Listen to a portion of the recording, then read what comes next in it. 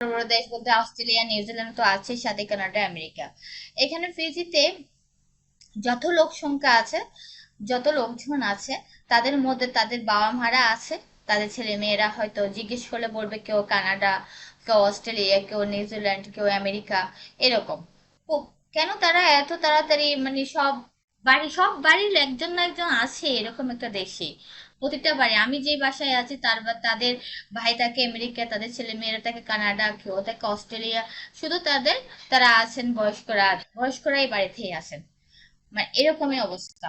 তো তাদের বাড়িঘর গুলো তারা আহ দিয়ে দেন, হচ্ছে হাউজিং কে দিয়ে দেন তারা।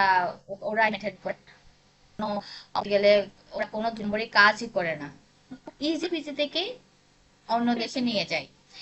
অন্য দেশে ভিসা মাধ্যম খুব ন্যূনতম কিছু ফর্মাল টাকা পয়সা যা ভিসা লাগে তা দিয়ে ওইখান থেকে ফিজি থেকে মুভ করা সম্ভব।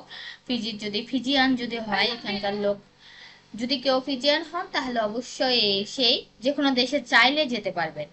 এখন কথা হচ্ছে আপনি চান কিনা যেতে, যে যাচ্ছে সে যাচ্ছে। আর আপনার যদি স্ট্রাগল করার, একটা দেশ থেকে আরেকটা দেশে গেলে স্ট্রাগল তো করতেই হবে। আপনার যদি মনে হচ্ছে আপনি অন্য দেশে গিয়ে স্ট্রাগল করতে পারবেন, আপনি ইজিলি এখান থেকে মুভ করতে পারবেন, যেটা আমরা আমাদের দেশ থেকে করতে পারি না সহজে।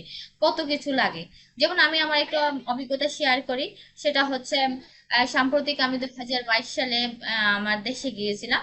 তখন আমি যখন ফিজি প্লেন থেকে আমি সিঙ্গাপুর প্লেনে যাই, তখন ফিজি থেকে সিঙ্গাপুরে এসে বাংলাদেশ প্লেনে যাওয়ার জন্য, মানে বাংলাদেশে যাওয়ার জন্য যখন প্লেনে উঠতে যায়, তখন চেকিং এর ব্যাপার স্যাপার আছে। চেকিং এর সময় কি হয়, আহ, সব বাংলাদেশে, সিঙ্গাপুরে যারা কাজ করতে সব বাংলাদেশে ওখানে। তো ওখানে যখন বাংলাদেশিরা যখন উঠেছে, তাদের এমন ভাবে চেক করতেছে যেন ওরা মানুষই না। ওখানে আমি তো অবাক হয়ে গেছি, কি রে, আমি ফিজি থেকে এখানে ফিরেছি, কই আমার তো এত চেকিং হয় নাই।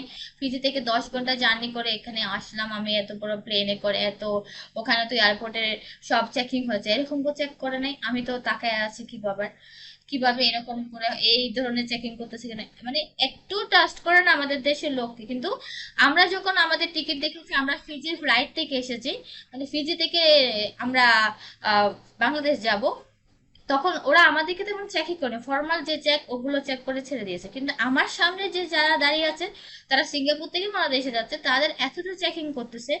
মানে এইরকম অবস্থা, ফিজি এমন একটা দেশ চোখ বন্ধ করে সবাই ট্রাস্ট করতে পারে, মানে করে নে। আমাদের টিকিট যখন দেখছে যে আমরা ফিজি থেকেই আমরা বাংলাদেশ যাব, ফিজি প্লেন থেকে নেমে সিঙ্গাপুরের বাংলাদেশি প্লেনে উঠবো, এই জন্য আমাদের ওই ফর্মাল চেক করে ছেড়ে দিয়েছে।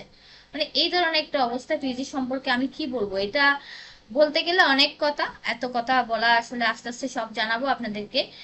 এত ভালো দেশ, এখানে যদি আপনি ন্যাশনালিটি পান, অন্য দেশে সব জায়গায় মুভ করতে পারবেন। ন্যাশনালিটি টা পাওয়াটা এত কঠিন না এখানকার, অনেকটা ইজিলি ন্যাশনালিটি পাওয়া যায়। তবে কিছু নিয়ম আছে, ফর্মালিটি আছে। এটা ডিটেলস আমি এখানকার ন্যাশনালিটি আছে আমার, গ্রিন কার্ডধারী, এখানকার পাসপোর্টধারী আমি এখন। তো আমি সব তথ্য জোগাড়, মানে সবকিছু রেডি করে আপনাদের সামনে কিভাবে ন্যাশনালিটি পাবেন ওটা ডিটেলসে দেবো। এ পর্যন্ত ভালো থাকুন, সুস্থ থাকুন। ভিডিওটা আজকে এই পর্যন্তই।